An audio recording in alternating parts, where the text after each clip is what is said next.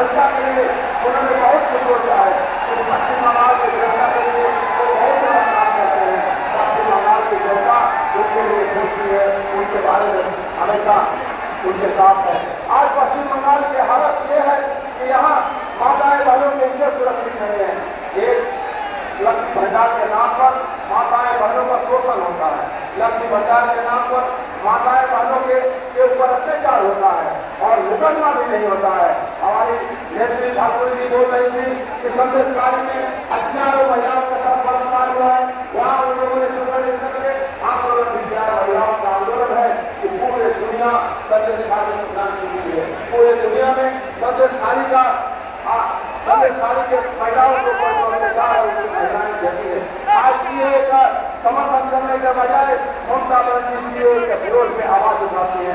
लेकिन जो हमारे मथुआ भाई, जो हमारे ब्रह्मपुत्र भाई, जो हमारे भाइयों ने जो लड़ाई थी, वो लड़ाई आज रंग लाई है। आने वाले दिन में हम इस लड़ाई को और मजबूत करेंगे।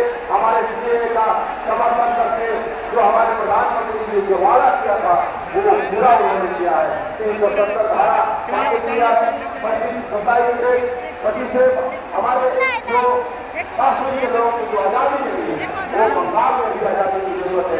आज जब बंगाल में स्वतंत्रता की लड़ाई लड़ रहे हैं, तभी नहीं है यहाँ पुलिस से गुलाम है।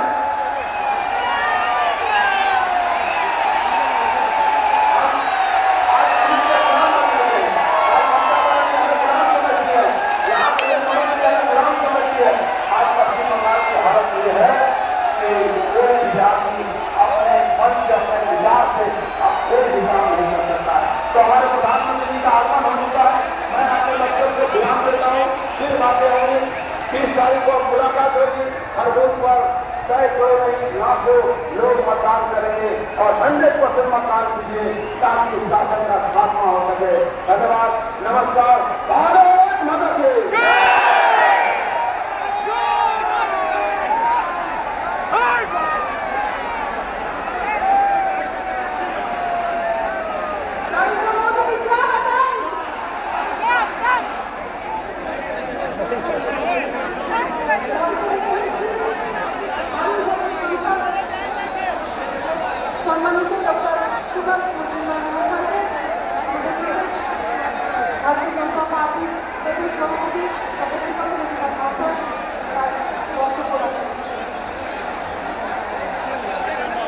भारत माता की।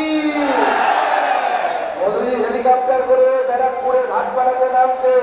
হেলিপ্যাড অব্দি আওয়াজ পৌঁছে যায়। भारत माता की, भारत माता की। মহান দেশের মহান নেতা নরেন্দ্র মোদী জিন্দাবাদ। মহান দেশের মহান নেতা নরেন্দ্র মোদী জিন্দাবাদ। भारत माता की। जय नंदा जिंदाबाद। जय नंदा जिंदाबाद। মহান দেশের মহান নেতা নরেন্দ্র মোদী জিন্দাবাদ। জয় শ্রীরাম, জয় শ্রীরাম। আজ এই ব্যারাকপুরের হাটপাড়াতে আমাদের মাননীয় প্রধানমন্ত্রী তিনি আমাদের মাঝে উপস্থিত হয়ে গেছেন। আর কিছুক্ষণের মধ্যে মঞ্চে চলে আসবেন।